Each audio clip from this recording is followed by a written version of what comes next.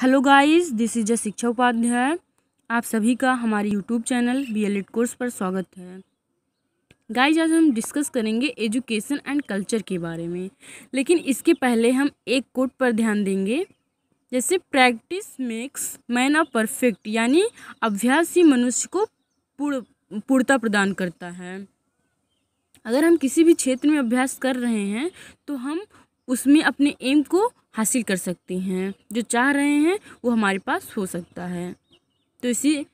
तो अब इसी के साथ हम कंटिन्यू करेंगे एजुकेशन एंड कल्चर, यानी कि एजुकेशन शिक्षा, कल्चर संस्कृति। एजुकेशन होता है कि जो हम सीखते हैं समाज से या पढ़कर, वो एजुकेशन हो गया। कल्चर संस्कृति यानी कि हमारा रहन सहन, खान पान के तौर तरीके। इसके मीनिंग पे ध्यान देंगे। मीनिंग है, भारतीय मनीषियों ने संस्कृत को दो शब्दों का सम्मिश्रण माना है। संस्कृति बना है सम और कृति से मिलकर। सम का अर्थ होता है अच्छी प्रकार, कृति का अर्थ होता है करना। अर्थात इस दृष्टि से संस्कृति का अर्थ अच्छी प्रकार से किए गए कार्य से होता है। विभिन्न विद्वानों ने संस्कृत के अर्थ के संबंध में अपने विचार प्रस्तुत किए हैं, जो निम्न प्रकार है। ओटावे के अनुसार है, किसी समाज की संस्कृति से तात्पर्य है उस समाज की संपूर्ण जीवन पद्धति, यानी संस्कृति से तात्पर्य है उस जो समाज है, जो सोसाइटी है, उसकी होल लाइफ की जो जीवन पद्धति है। अब फिर हम देख लेंगे टाइलर के अनुसार, इनके अकॉर्डिंग क्या कहा गया है। संस्कृति वह जटिल पूर्णता है जिसमें ज्ञान, विश्वास, कला, नैतिकता, नियम, रीति रिवाज, अन्य योग्यताएं एवं आदतें जिन्हें मनुष्य समाज के सदस्य के रूप में प्राप्त करता है, सम्मिलित है। ये टाइलर के अनुसार था। अब हम देख लेंगे श्री अरविंद के अनुसार, इन्होंने क्या कहा है इसके बारे में। संस्कृत मानव जीवन के प्रति चेतना की अभिव्यक्ति है। ब्लूमेनियल के अनुसार, संस्कृति मानव द्वारा समायोजन के लिए सीखे गए प्रयासों का परिणाम है।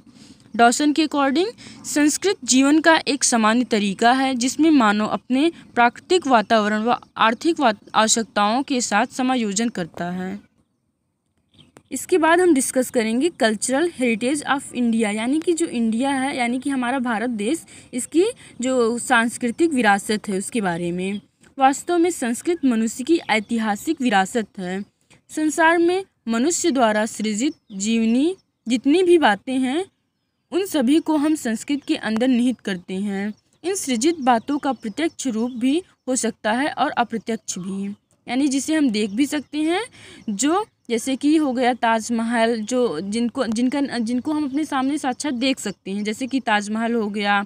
बाकी जो ऐसी विरासत हैं ये सब हो जाएंगे। और अप्रत्यक्ष का मतलब वो होगा जिनको हम अपने व्यवहार में ला रहे हैं, तो वही कहा गया है। इसी आधार पर हम यह कह सकते हैं कि किसी समाज में मनुष्य की सभी उपलब्धियां उस समाज की संस्कृति है। यह उपलब्धियां प्रत्यक्ष या अप्रत्यक्ष भी हो सकती है।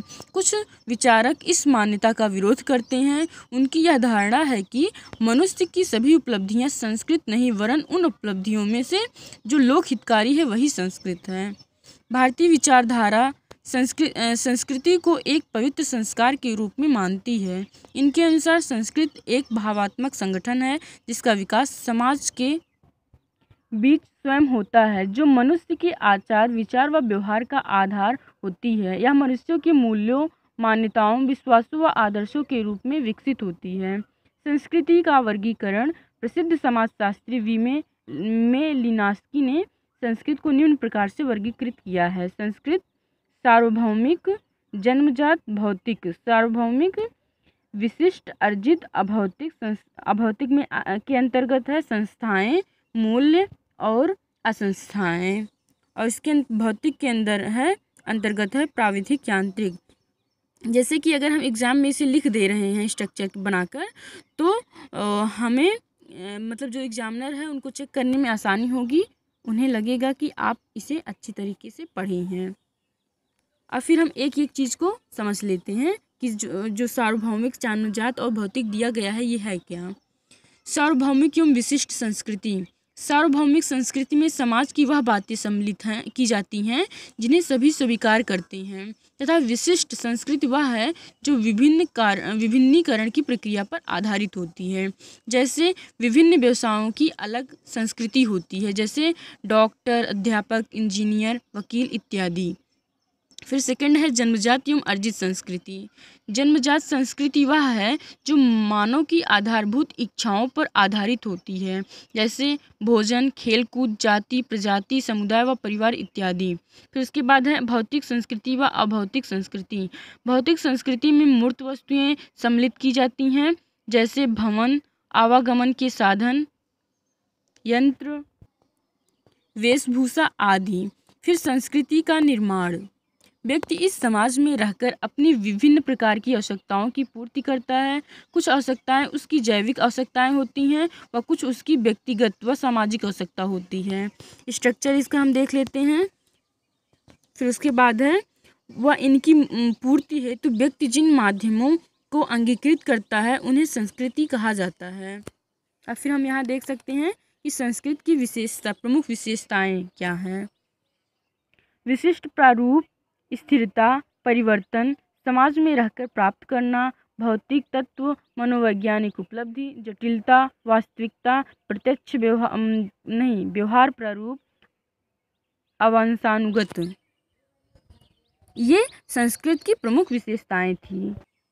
अब इसके बाद है सामाजिक शक्तियाँ एवं सांस्कृतिक परिवर्तन।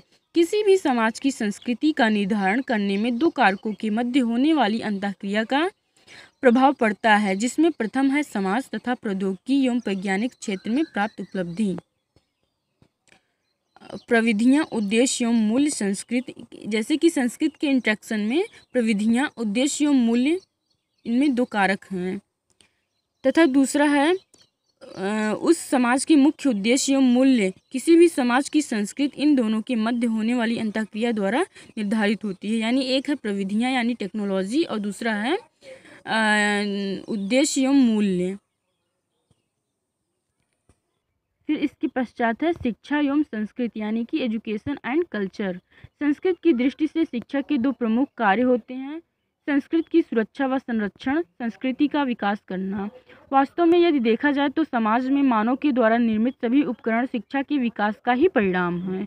दूसरी ओर यदि हम शिक्षा की प्रक्रिया पर दृष्टिपात करें तो संस्कृति की सीमा में निहित मनुष्यों की विचार, मूल्य, मान्यताएं और विश्वास ही शिक्षा के उद्देश्यों का निर्धारण करते हैं। अतः हम कह सकते हैं कि शिक्षा व संस्कृत एक दूसरे से घनिष्ठ रूप में संबंध रखते हैं।